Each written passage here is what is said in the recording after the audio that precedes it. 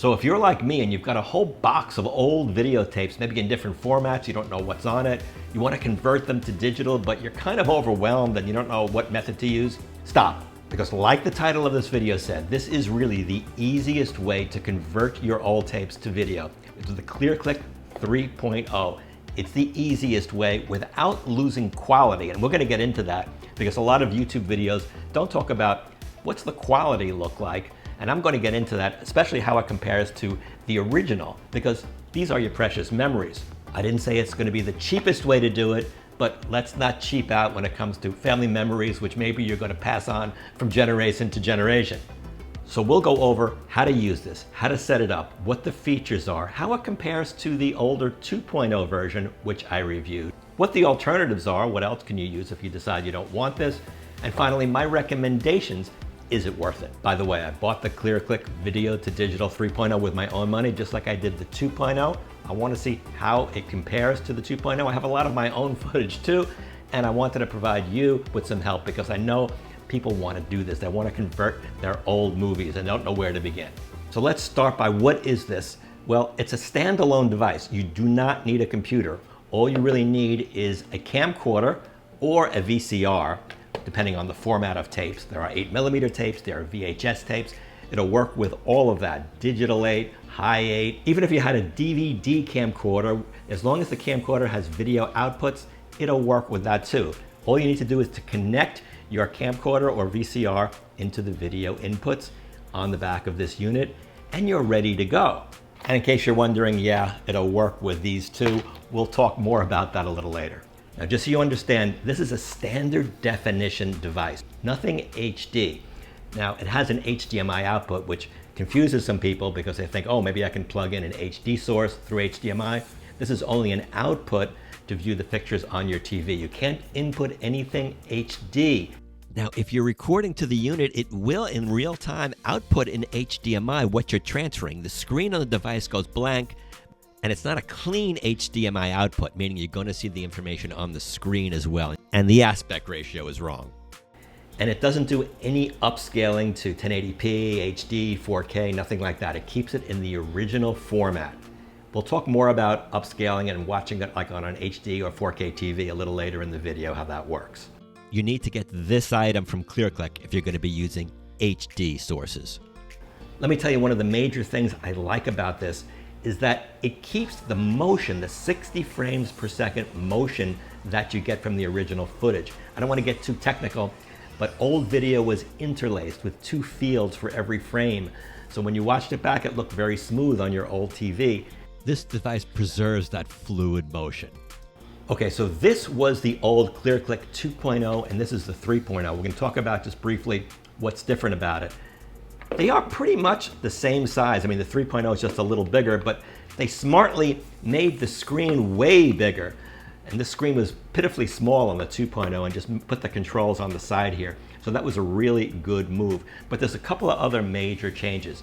To me, one of the biggest changes is that this can run on an internal battery. You don't need to plug it in. Now, that may not seem like, well, it's not big a deal, but believe me, when you're transferring your footage, there's going to be wires all over the place. Wires from your camcorder or VCR going into this. You have to plug in your camcorder, VCR. It's one less thing to have to plug in. Another use for this now that it's battery operated, you may not be interested in this, but I'll just mention it briefly. Some of you are into vintage camcorders, and you can use this to record your live camera output now. A lot of times in these vintage camcorders, the tape mechanism doesn't work, and people are really always looking for a way, how can I get my live feed from my camera? You just take the output from the camcorder, put it into here. It's portable. You can put this in a bag or maybe somehow attach it to the camera with a rig. So now you've got a tapeless way to capture your footage, and you can use your vintage camcorder that way. Okay, so what else is different in the 3.0 versus the 2.0? It has an audio-only record feature. And that's useful if maybe you have a videotape and you just want to get the audio off. Maybe the video didn't come out good. Maybe it's some musical performance. So you can just record the audio. Or if you have a bunch of old audio cassettes, you can use this to capture the audio cassettes and bring them into the digital world. Now, most videotapes are around 2 hours, so if you capture the whole thing, there's a good chance at some point near the end, your screen may look like this, and isn't that interesting to watch? Most times your tape is not going to be filled up the whole 2 hours. With the old version 2.0, you could tell the Clearclick to stop after a certain amount of time, but the 3.0 steps it up, giving you a custom amount of time to stop the machine. Of course, you have to know how much footage you have on the tape first. Realize you can always bring your footage into a video editor later to do any trimming, but you cannot do any trimming in the Clearclick. Now, the version 3.0, the current version, is about $40 more than the old version, but I would say it's worth it. And there is a more expensive, well, it's currently selling for $209 now. If you don't have any video editing software, then maybe you can try this if you're into editing your videos. If you do have video editing, I would say you don't need it. This format that it will record in is MP4. You can use it on your PC. You should be able to use it on your Mac, and your phone will understand it too. So once you have the video captured here, you can easily transfer it to your phone. You're going to need a separate adapter. There's no Wi-Fi or Bluetooth to do that. So let's go through the menu briefly and show you how to set it up and how it works. You're going to first want to charge up the unit, or you can plug it in too. Then you're going to go into the menu and you're going to set your language to whatever it may be, and your date and time, which I do recommend because it'll be easier to see your files with the date when you have it on your computer. The next couple of items you really don't need to worry about. The auto stop recording was what I just discussed, which is a convenient feature. But really, in order to use that, you're really going to have to go through the tape first and see exactly how much recorded footage is on the tape, so that may take a little extra time. Now, the next thing is you're going to want to set your video size or the resolution. It gives you two choices, 640 by 480 or auto detect. If you're going to be converting old videotapes in that 4:3 aspect ratio, I found that 640 by 480 just looks more correct. The other way stretches it a little. It's very subtle, but I noticed the same thing on the version 2.0. If you're using 16 by 9 and 4:3, then use the auto detect. Most of the time, your video source is going to be set to AV, which is the standard RCA, these type cables, which are going to go from your VCR or camcorder to the unit. But just be aware, like this camcorder and a lot of the ones made by Sony have proprietary cables. Like this one here doesn't use the RCA male connectors. They are 3.5 millimeter to AV cable, and other manufacturers use that as well. You may also wind up with a cable that your camcorder uses like this. Again, there was a lot of proprietary cables. This one was like from an old PlayStation, but it plugged into certain camcorders. If you had a Super VHS or High 8 camcorder, you may want to use the S-Video to get a little better quality. But you have to tell the Clearclick before you're recording which input is active. It just doesn't know. And if you're recording from an audio source only, like from a cassette deck or some sort of music player, you have that ability too, and you'll also see a nice waveform of what you're recording. Then you just have to decide whether it's going to be an MP3 or a WAV for even higher quality. Then you're going to decide whether you're going to use the micro SD card or a USB drive. If you use a USB drive, there's a little bit of an advantage, which I'll explain in a minute. You can use either one, the USB or the micro SD card, which you can get very cheaply on Amazon. It's recommended 512 gigabytes or less. The gold faces towards you when inserting it.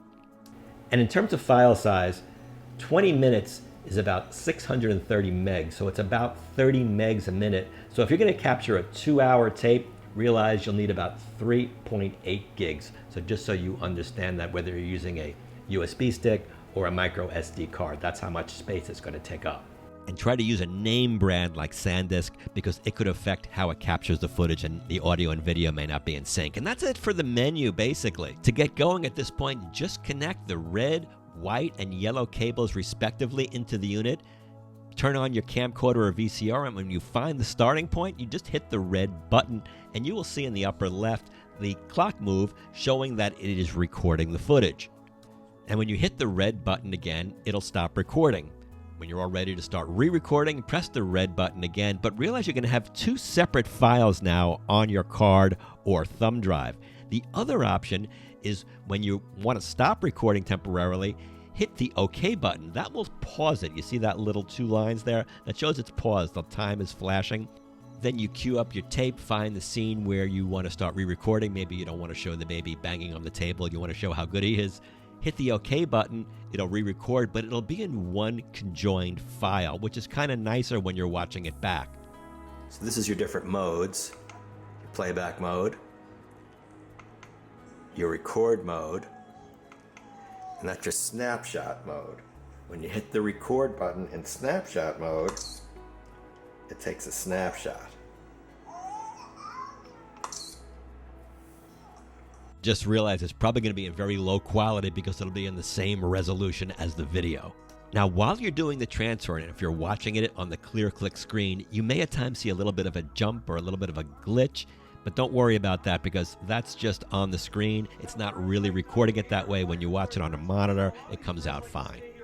And when you're reviewing your footage back on the screen, you use these buttons on the right, up and down, and that can actually change the volume from the built-in speaker.